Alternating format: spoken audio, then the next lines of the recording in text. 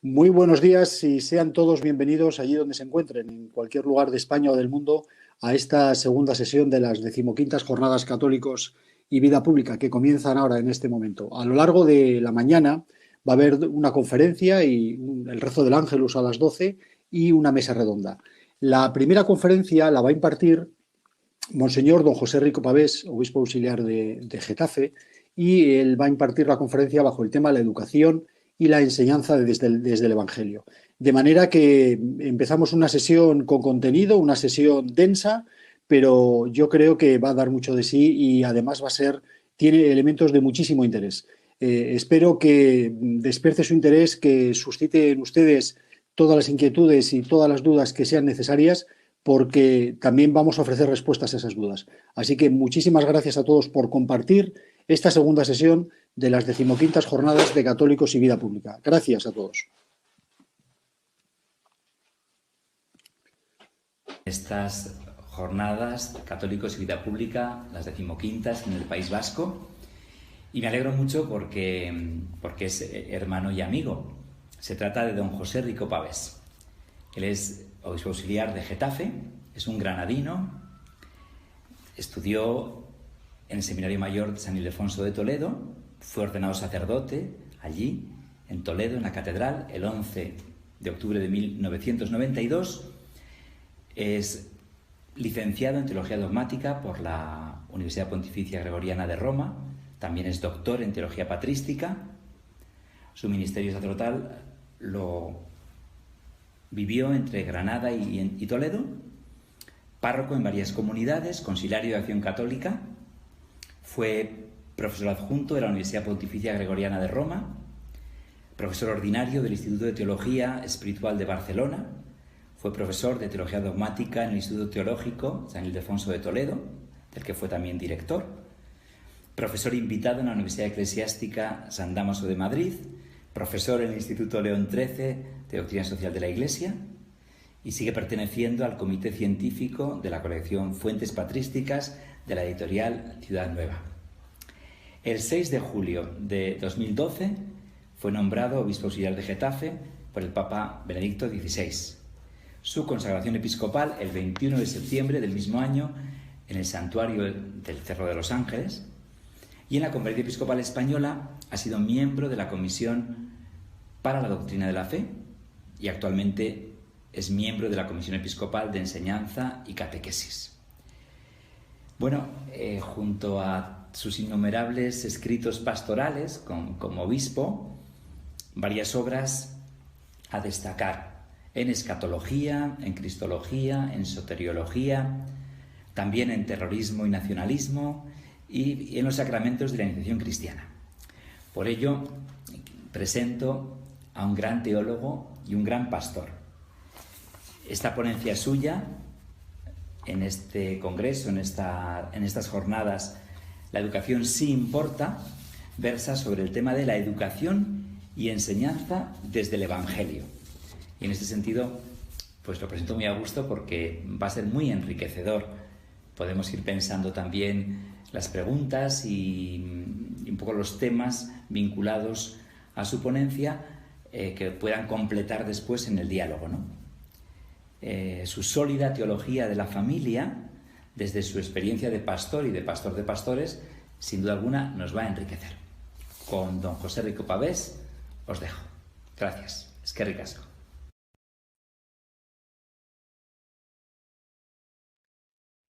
Muchas gracias, don Juan Carlos.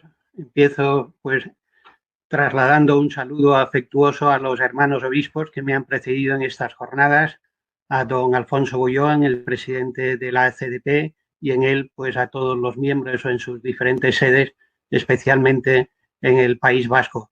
Estoy muy agradecido por la invitación que me ha cursado don Antonio Guilbau, a quien pues desde este momento pues le reitero mi agradecimiento y afecto.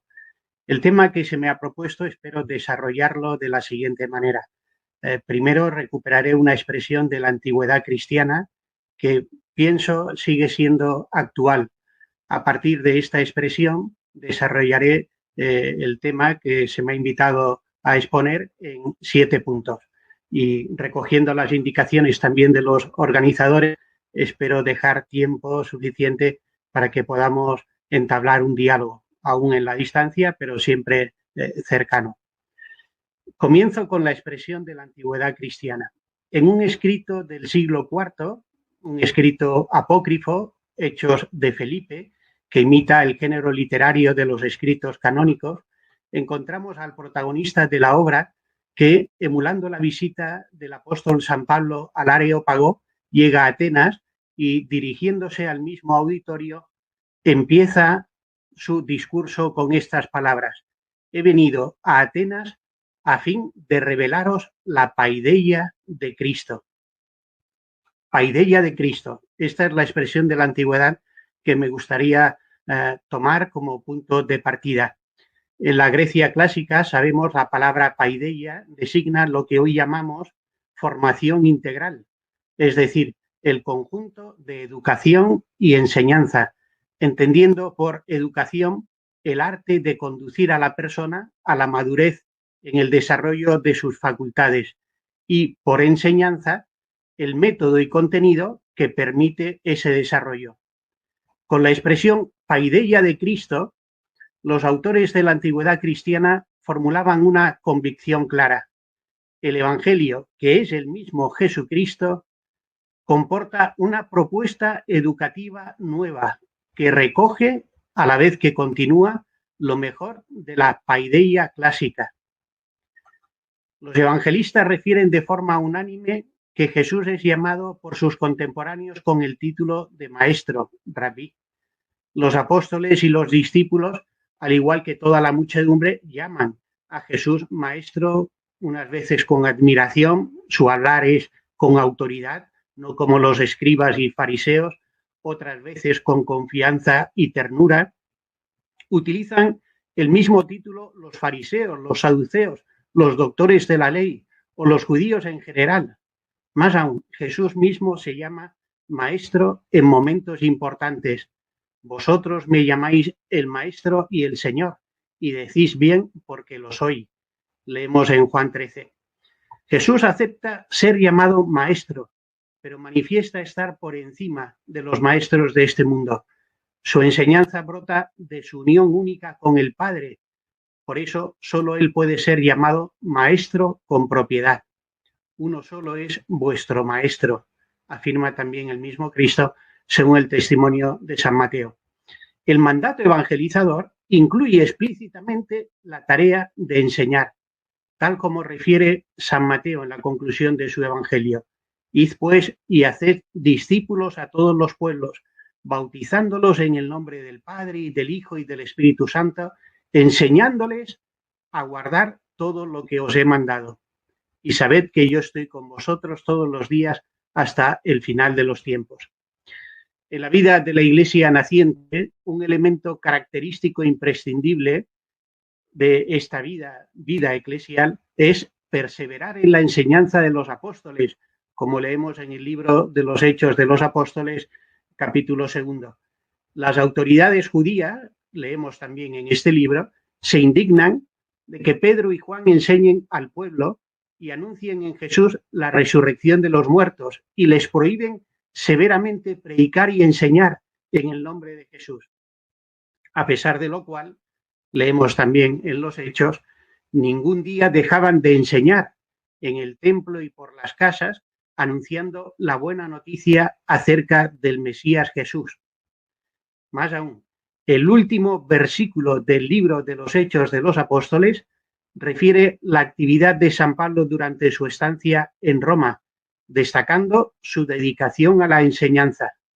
Leemos: permaneció allí un bienio completo en una casa alquilada, recibiendo a todos los que acudían a verlo, predicándoles el reino de Dios y enseñando lo que se refiere al Señor Jesucristo con toda libertad, sin estorbos. Siendo la enseñanza una dimensión intrínseca a la tarea evangelizadora, no extraña que los escritos cristianos más antiguos posteriores al Nuevo Testamento recojan incluso en sus títulos esta dimensión. Así ocurre, por ejemplo, en el considerado libro más antiguo que conocemos posterior al Nuevo Testamento, datado en torno al año 90, la Didache, o Doctrina de los 12 Apóstoles, o la Didascalia Apostolorum, Instrucción de los Apóstoles, de final del siglo II. Tampoco extraña que el primer autor cristiano del que tenemos noticia cierta de haber abierto una escuela en Roma, San Justino, fallecido el año 165, hable con total naturalidad de Jesucristo, nuestro Maestro, en las apologías que dirigió a las autoridades del momento, el emperador Marco Aurelio, Antonino Pío. Volveremos enseguida sobre San Justino. La paideia de Cristo, es decir, la propuesta educativa de Cristo que presentan los primeros evangelizadores, brillará pronto con dos rasgos distintivos propios: la gratuidad y la forma de vida. La verdad ya no es más conquista reservada a unos pocos, sino don que se concede a todos los que se convierten a Cristo, camino, verdad y vida. Junto a este modo nuevo de contemplar la verdad, la forma de vida de los cristianos será de capital importancia en la evangelización de la cultura. La manera de vivir de las comunidades cristianas no deja indiferentes a los paganos. La pedagogía que brota del encuentro con Cristo no se distancia de las preocupaciones de los hombres, sino que las hace suyas para transformarlas. Por eso el cristiano no se aleja del mundo, sino que lo habita transformándolo, como el alma en el cuerpo, imagen que encontramos en otro escrito magnífico del final del siglo II, la llamada Carta a Diogneto.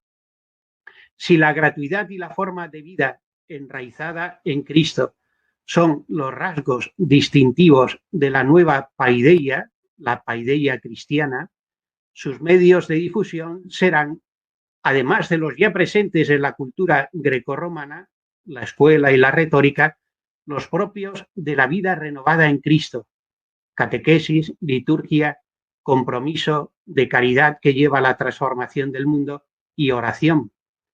Importa notar que el cristianismo no modificó las estructuras de la escuela antigua, ni siquiera cuando se constituyó en religión oficial del imperio, a final del siglo IV, se introdujo una metodología sustancialmente distinta de enseñar.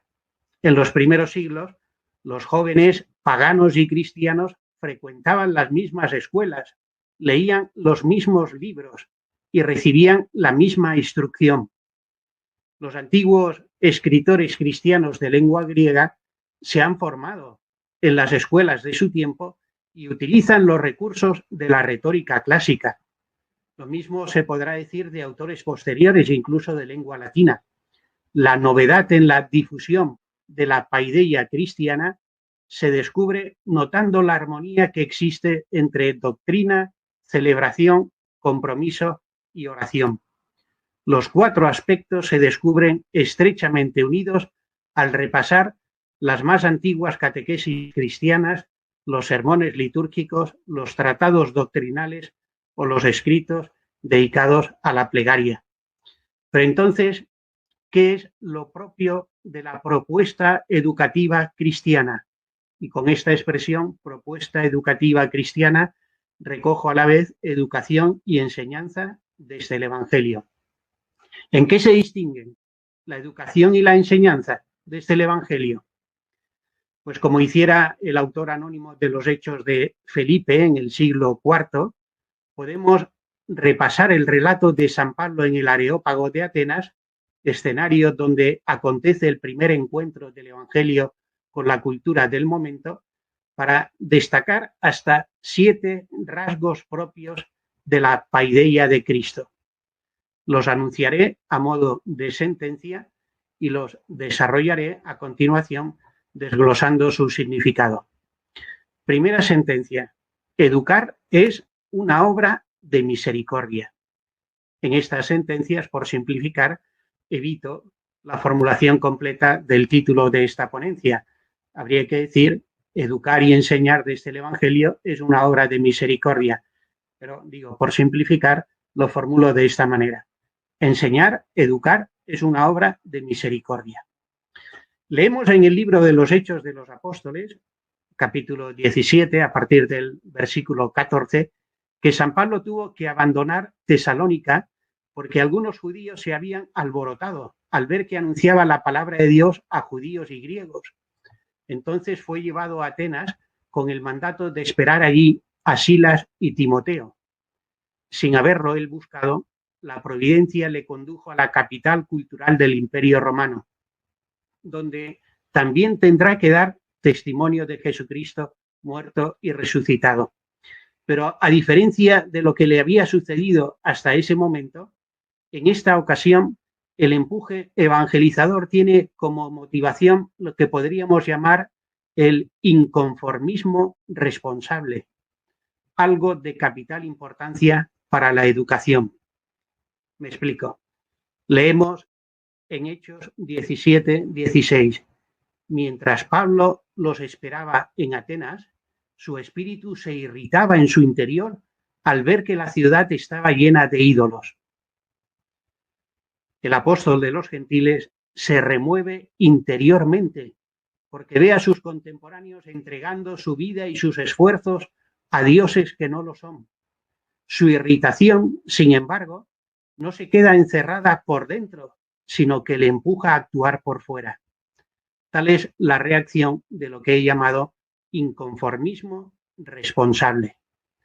Para quien se ha encontrado con Cristo, la tarea educadora es una exigencia que nace al mismo tiempo de una santa irritación interior por lo que se ve alrededor y de la seguridad de que en Cristo siempre hay respuestas a los problemas humanos.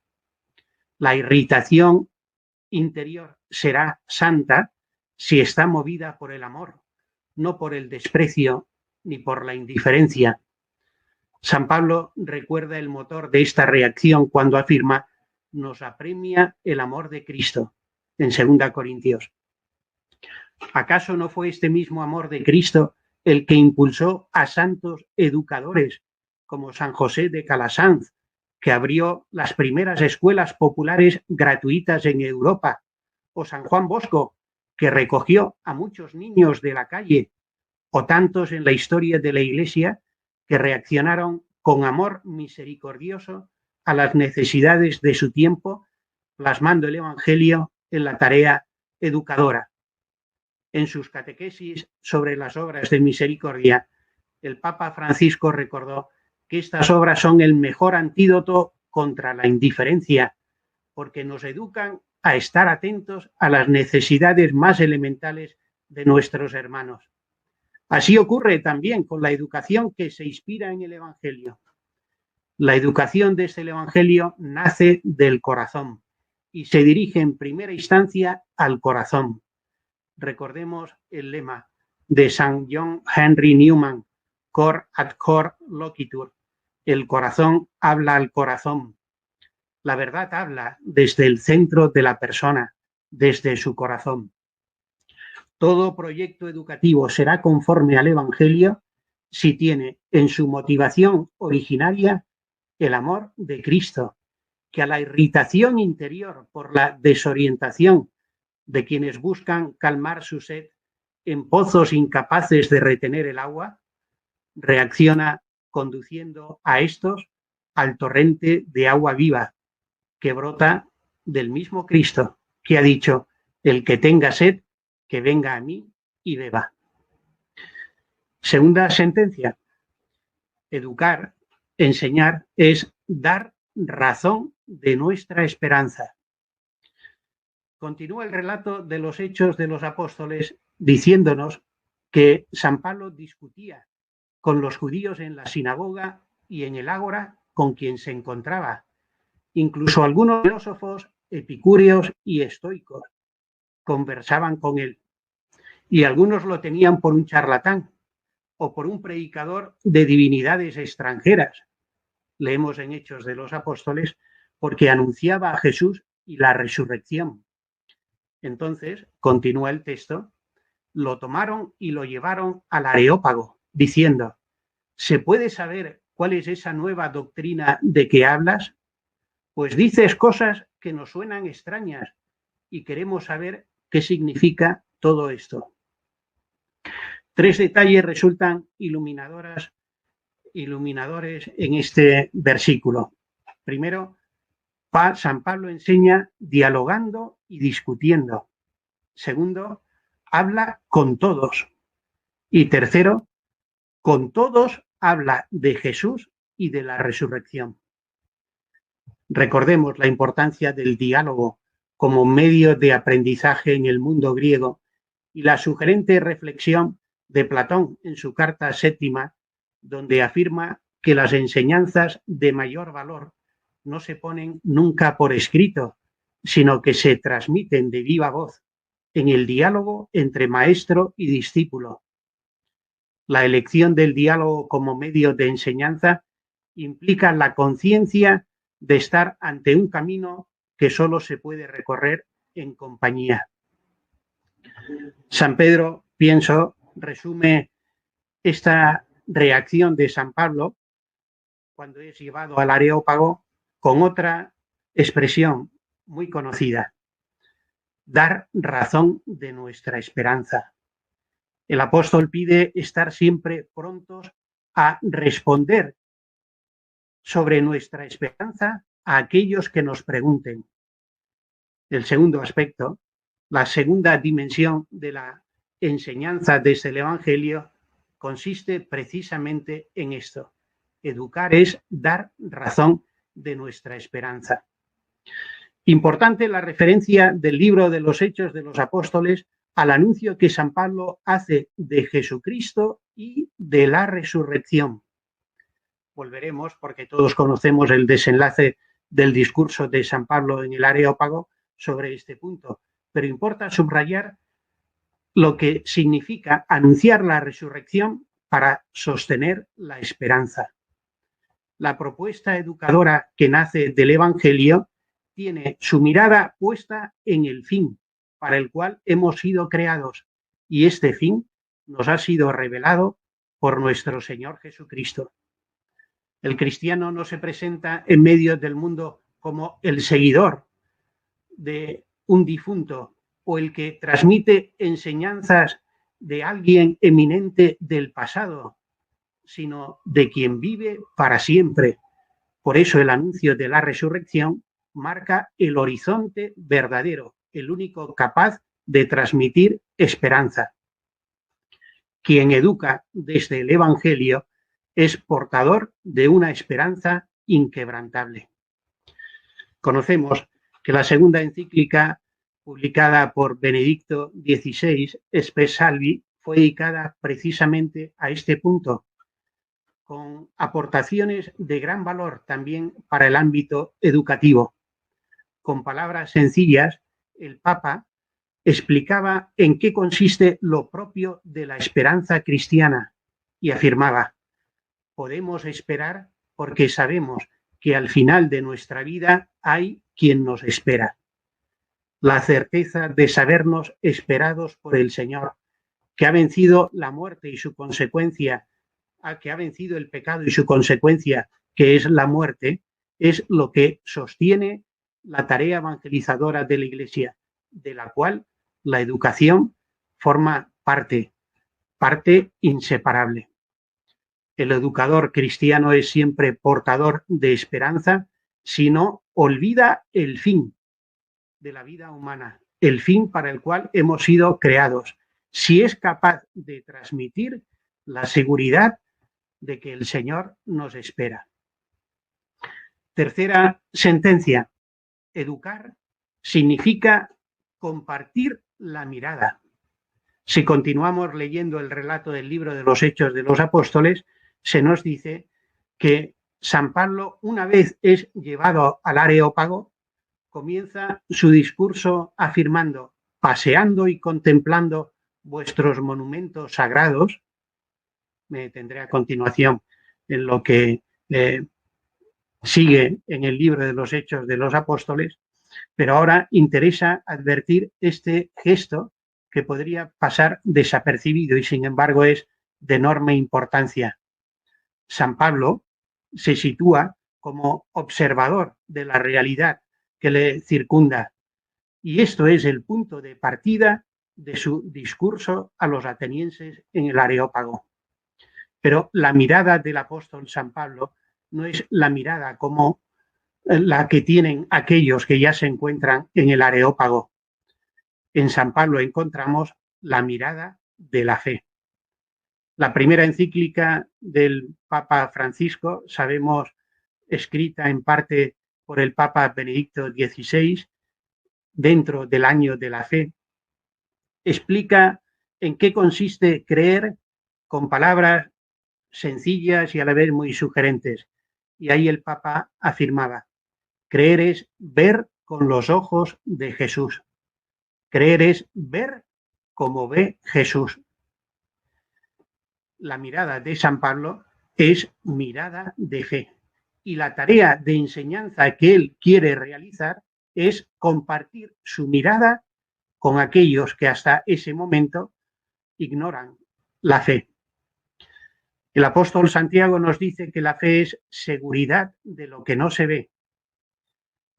Sabemos que desde el barroco la fe se suele representar con la figura de una dama, una mujer con una venda en los ojos.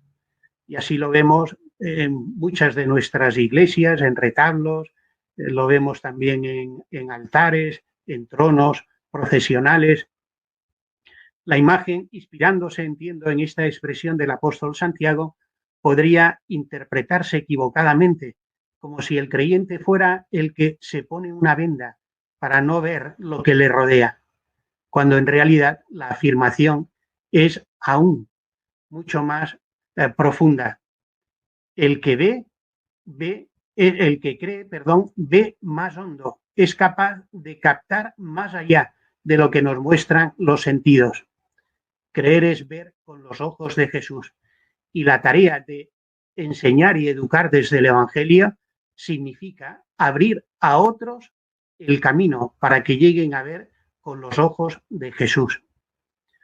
La tarea evangélica aparece así como fuente de conocimiento en cuanto es compartir mirada, que da un sentido bien preciso a la tarea educadora. Cuarta afirmación: educar es saciar y despertar anhelos. Continuamos leyendo el libro de los Hechos de los Apóstoles y encontramos que San Pablo continúa su discurso: paseando y contemplando vuestros monumentos sagrados, encontré incluso un altar con esta inscripción: al Dios desconocido. San Pablo se ha tomado el esfuerzo de querer captar la atención de los oyentes buscando lo que es interés para ellos. En la imagen dedicada al Dios desconocido, quiere reconocer el apóstol anhelos que no se saben dónde saciar.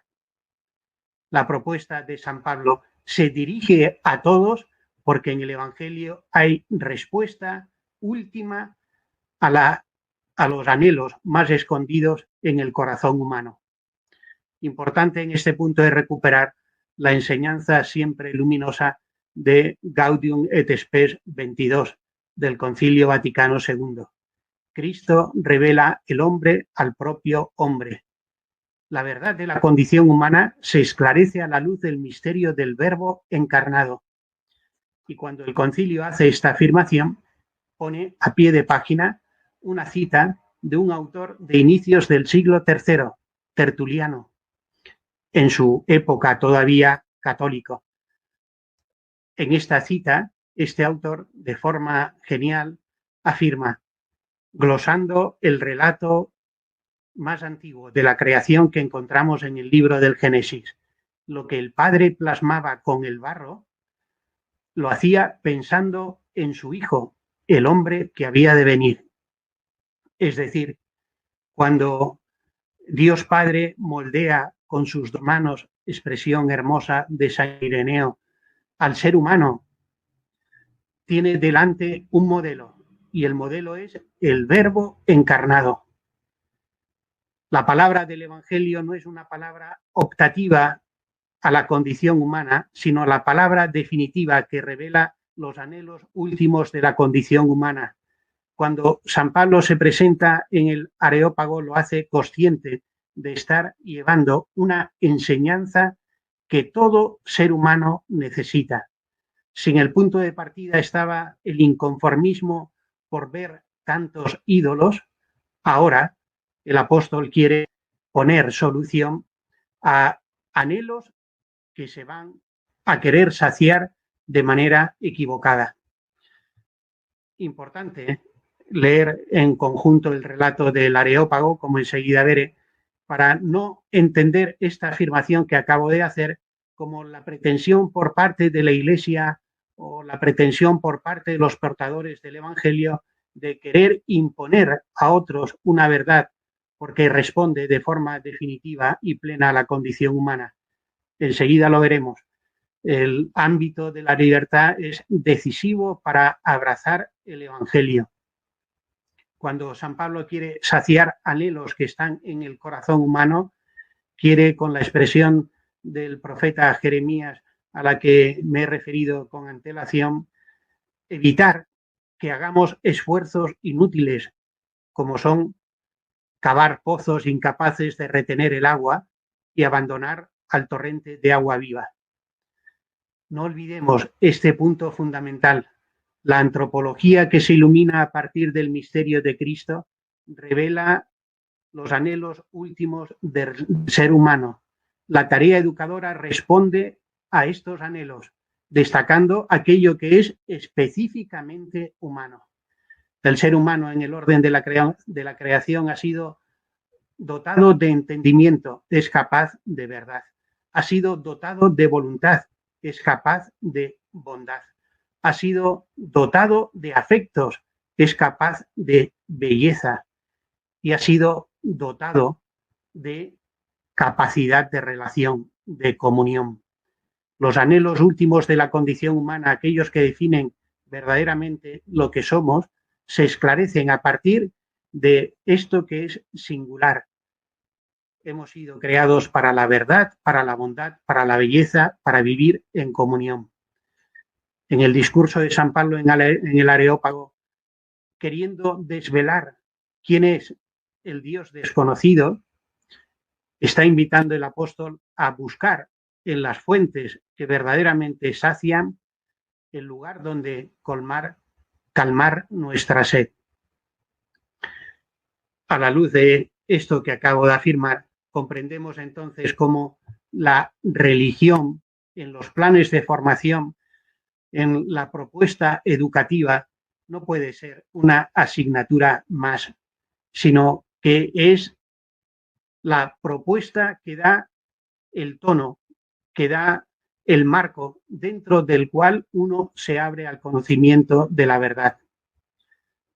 Sabemos la reflexión lúcida de Zubiri cuando habla de la dimensión religiosa humana, haciendo este juego de palabras. El ser humano es un ser religado y a esta dimensión podemos responder de tres maneras: aceptándola y cultivándola, y esto es lo propio de la persona creyente. Podemos rechazarla y negarla, y esto es lo propio del ateísmo, o podemos hacer como si no existiera, y esto es lo propio del agnosticismo. Pero tanto agnosticismo como ateísmo son respuestas religiosas a una dimensión intrínseca a la condición humana.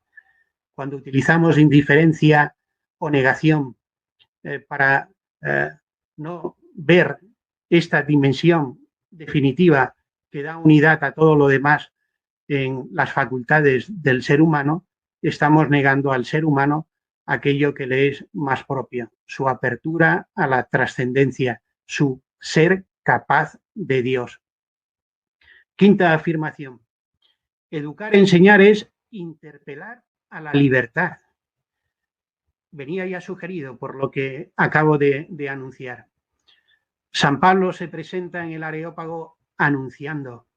La suya es una propuesta que interpela, es un diálogo libre, como refiere también la conclusión del libro de los Hechos de los Apóstoles, a personas que caminan en libertad. La propuesta del Evangelio nunca puede ser, la propuesta educativa que nace del Evangelio no puede ser nunca una propuesta impositiva, porque quiebra en el método lo que es propio del contenido a transmitir. Para vivir en libertad, Cristo nos ha liberado, anunciará San Pablo en la carta a los Gálatas. El apóstol San Pablo se presenta en medio del Areópago anunciando aquello que veneráis sin conocerlo. Dios anuncia ahora en todas partes a todos los humanos que se conviertan.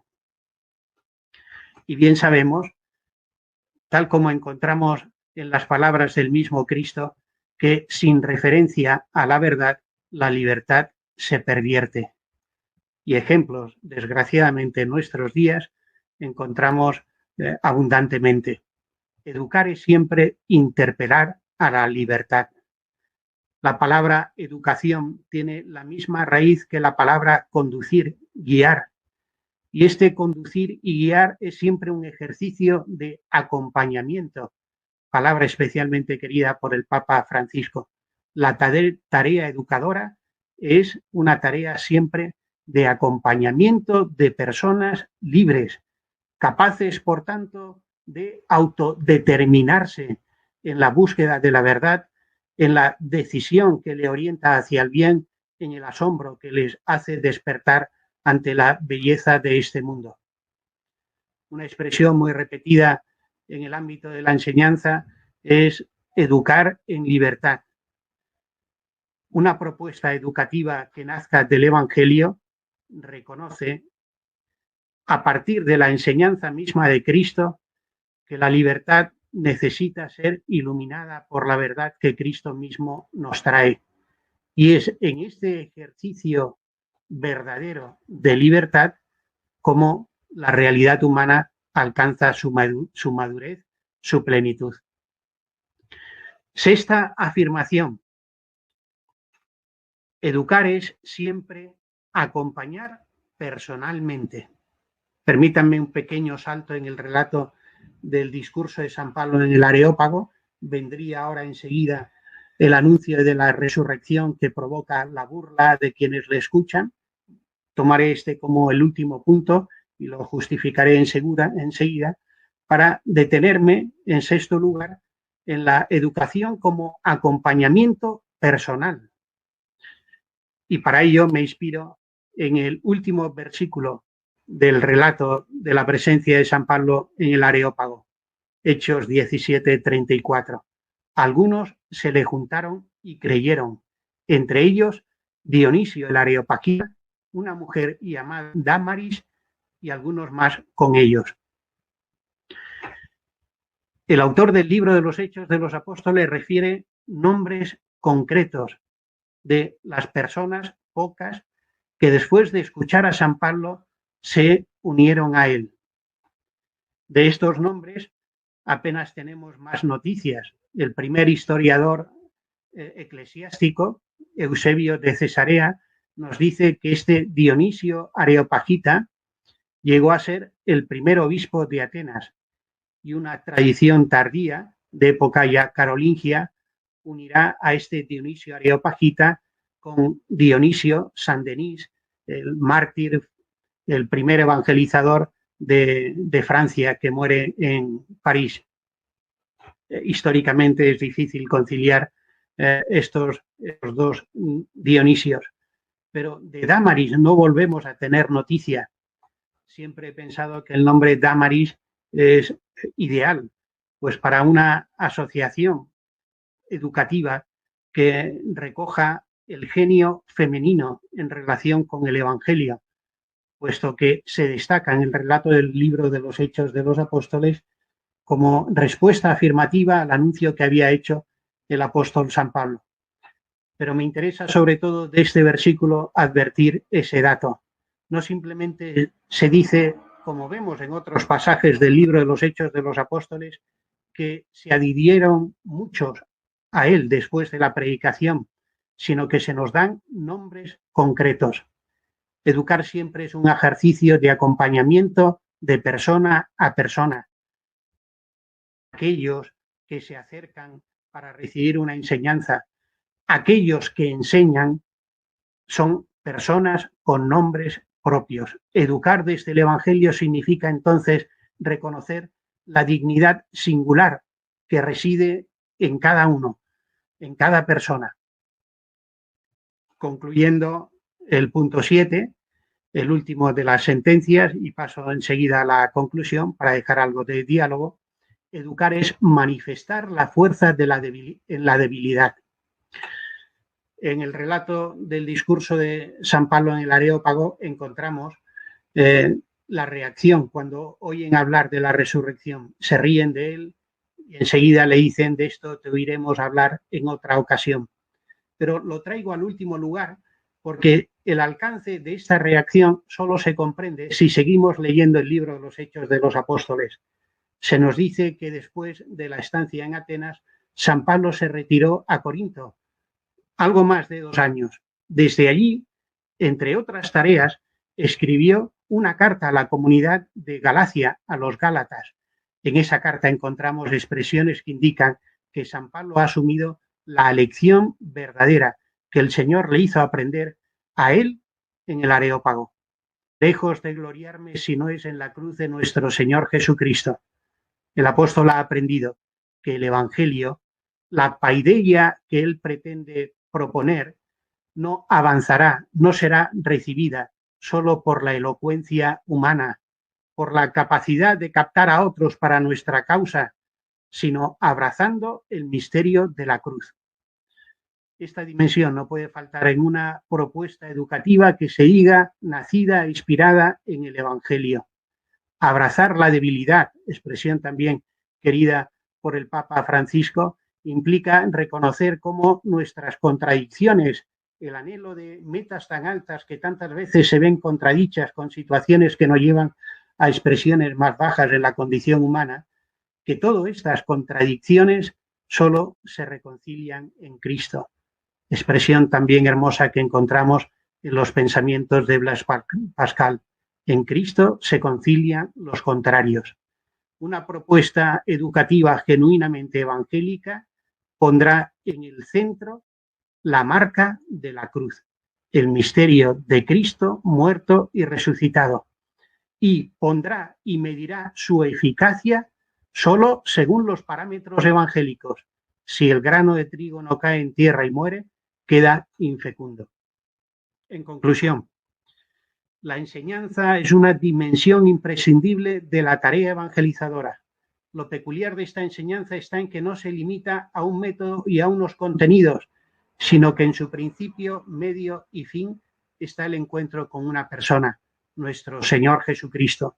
Educar y enseñar desde el Evangelio significa entonces cultivar el encuentro con Cristo para centrar la vida.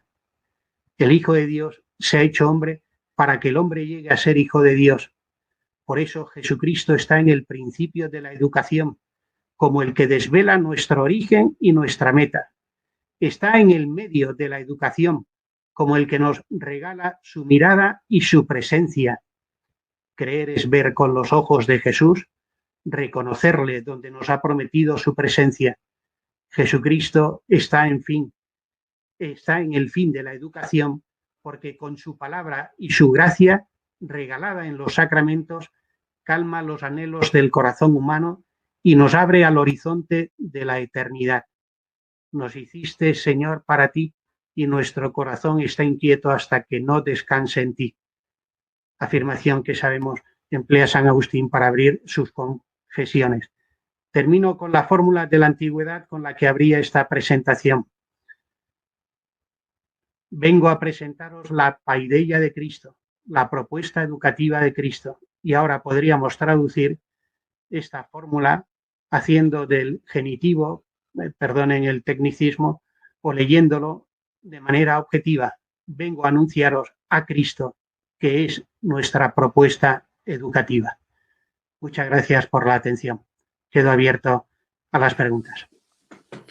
Pues muchísimas gracias, don José, por una conferencia tan sustanciosa, porque nos ha puesto y nos ha dado respuesta a las inquietudes que todos tenemos, porque nos ha interpelado y a partir, yo creo que de este momento están llegando preguntas, pero es verdad que si de alguna manera hay que sintetizar o quedarnos con el peligro que se corre a la hora de simplificar una conferencia con tanto mensaje, yo creo que todos tenemos que ser conscientes, efectivamente, que como muy bien ha dicho don José, tenemos que ser portadores y tenemos que dar razones de la esperanza allí donde nos encontremos, pero sobre todo en el ámbito educativo. Y tenemos que anunciar y además ser coherentes con lo que anunciamos.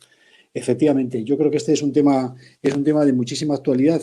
Cuando Monseñor don José partía como hilo conductor de su conferencia del discurso de San Pablo en el Areópago, alguien podía pensar, bueno, pero eso es muy lejano, eso está muy lejano en el tiempo. Sin embargo, es lejano y es actual, porque en este momento nos estamos jugando precisamente eso, la presencia de Cristo en el Evangelio, la posibilidad de transmitir el Evangelio, de hacerlo en libertad, de hacerlo en total libertad, porque la libertad de educación es educar en libertad y es vivir en libertad.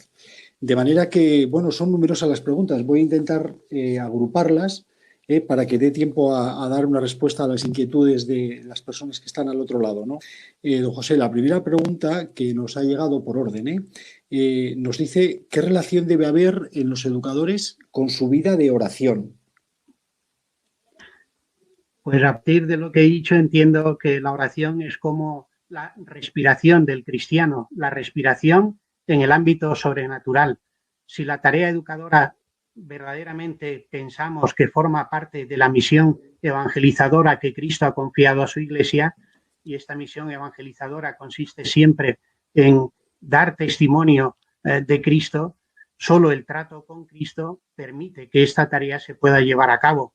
Por tanto, no solo en el ámbito educativo es importante la oración, lo es, por supuesto, en el ámbito de la familia, pero lo es también en el ámbito de la ingeniería, en el ámbito del trabajo manual. Es decir, un cristiano lo es en cualquier circunstancia y si lo es de verdad, cuidará el trato con Jesucristo y ese trato se realiza de forma principal en la oración. Y esto lo percibimos todos. O sea, que la persona que ora, pues como que manifiesta un modo distinto de reaccionar ahí donde se encuentra. Y cuando, pues yo recuerdo o hago memoria de profesores o maestros que he tenido en el pasado y en mi infancia, pues he estado en escuela confesional, he estado también en escuela pública, pues las personas de una vida cristiana íntegra, pues como que se les nota algo especial. Son capaces de transmitir aquello de lo que es su competencia de otra manera. Por tanto, claro que necesitamos la vida de oración en los educadores. Muy bien. Hay otra pregunta que nos dice ¿cómo pueden? Esta pregunta es de la preocupación por la situación actual, ¿no? Que no es nada gratuito. ¿Cómo pueden defender las familias la educación católica en la situación que vivimos ahora en este momento? Pues ojalá tuviera la respuesta definitiva para alcanzar la solución de manera inmediata, pero sí algunos consejos que creo que entendemos todos pueden ser útiles. Una primera realidad o una primera reacción, es decir, no ir nunca de francotiradores. El Papa Francisco lo explica recuperando la idea de sinodalidad como expresión de la vida de la Iglesia. Y una familia, si es una familia católica, cristiana, es una iglesia doméstica, una iglesia de casa. Pues, primer consejo, que las familias se unan entre sí, familias con familias, para que su voz resuene más fuerte y a la vez para que mutuamente se iluminen en la situación que estamos viviendo. Necesitamos responder juntos en comunión. Lo que daña y ha dañado históricamente en las últimas décadas tantas veces la defensa de la religión, la defensa de los centros concertados, es que hemos querido ir cada uno por su cuenta, como queriendo tener conquistas con el gobierno o la autoridad de turno parciales. Si de verdad nos sentimos miembros de una familia mayor que es la Iglesia, las familias debemos unirnos a las familias para que nuestra voz resuene en unidad. Un segundo consejo importante, no olvidar lo que decía como último punto de esta exposición, abrazar el misterio de la cruz. No ha habido un momento en la historia de la Iglesia en que no hayamos sido perseguidos, pero esto no nos debe asustar, más aún, esto nos debe ratificar en la verdad de lo que Cristo nos anuncia, porque Jesucristo nos dice, mirad que os envío como corderos en medio de lobos.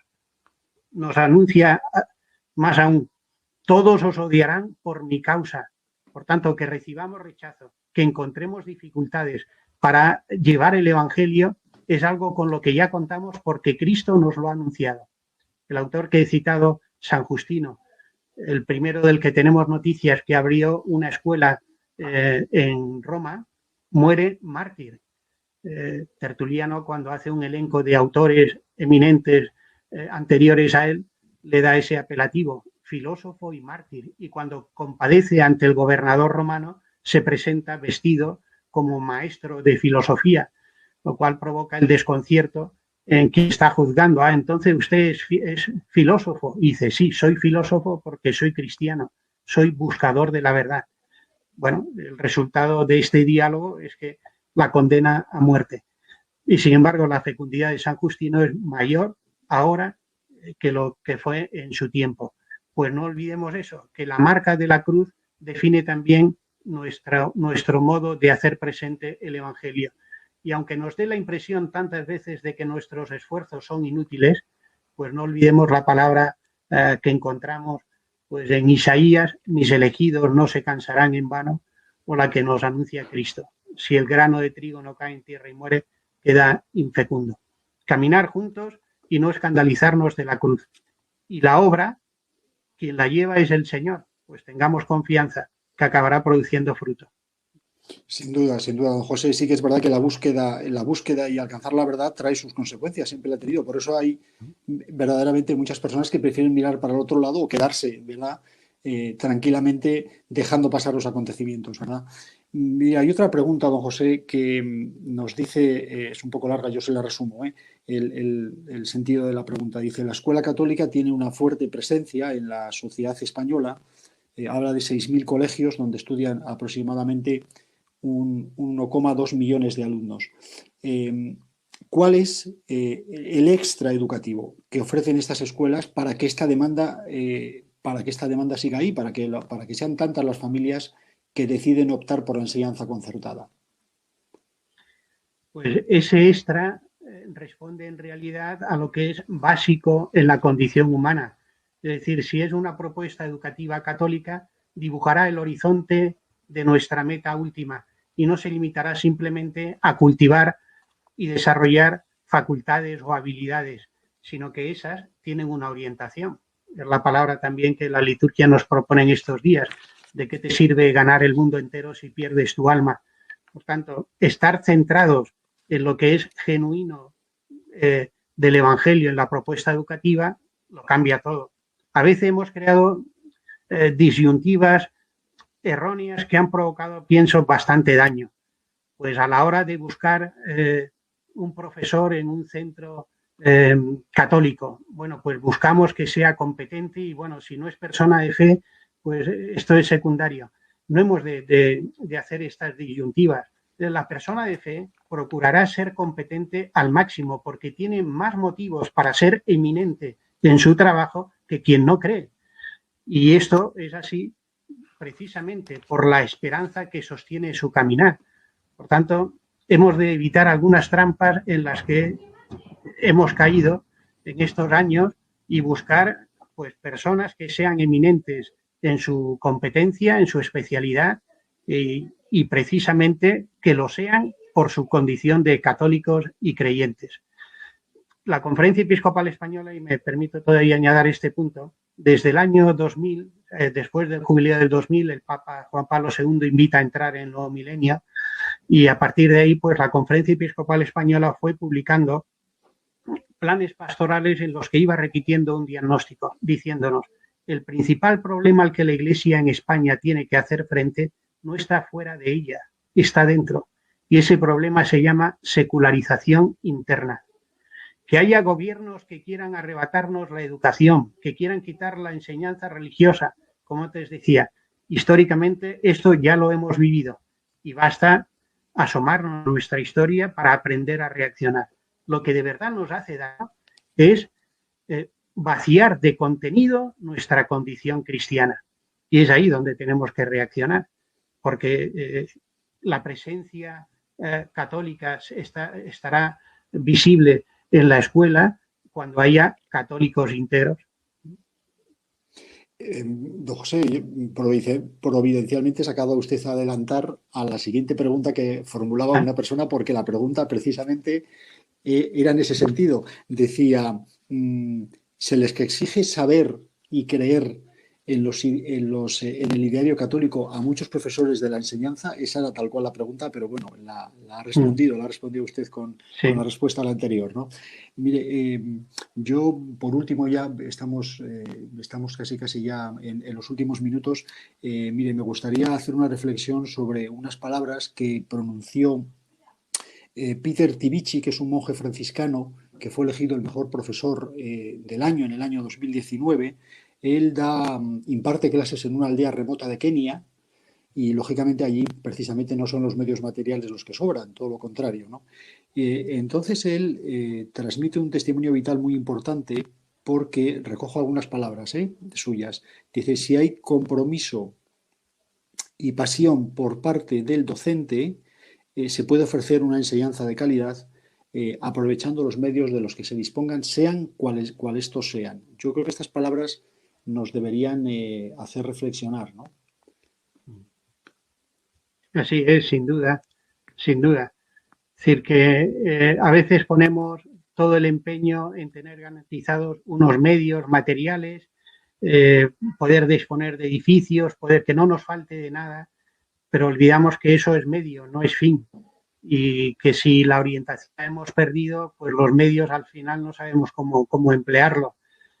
Si de verdad entendemos la educación como ese diálogo, acompañamiento de corazón a corazón, pues hemos de poner el centro de nuestra mirada en la persona del educador, en la persona del educando. Muy bien, don José, pues muchísimas gracias. Hemos llegado al fin de esta hermosa ponencia, que desde luego nos ha recordado lo que todos tenemos que tener presentes, ¿no? Que tenemos que dar cada uno de nosotros en todos los ámbitos, lo ha dicho don José, en todos los ámbitos personales, familiares, profesionales, pero en este ámbito concreto, porque tratábamos el ámbito de la enseñanza, de dar razones de la esperanza, de no tener miedo, en definitiva, de lanzarnos a la arena y de dialogar, entrar en diálogo con la sociedad, con una sociedad que nos persigue, que huye de Dios, que prescinde de Dios, pero que en el fondo tiene un vacío y una necesidad que nosotros tenemos que llenar. Estamos obligados, absolutamente obligados en nuestra condición de bautizados, por hacer llegar esa propuesta cristiana, pero una propuesta cristiana abierta, a tumba abierta, sin ningún tipo de complejos, y en pleno diálogo con esta sociedad. No tenemos que rehuir ninguno de los temas, porque tenemos precisamente la respuesta a cualquiera de los problemas que nos aquejan, ¿no? Así que muchísimas gracias, don José, por habernos aportado más razones para la esperanza. Muchísimas gracias. Nada, encantado. Gracias a todos los que lo han organizado y a los que están participando en las jornadas. Muy bien, gracias.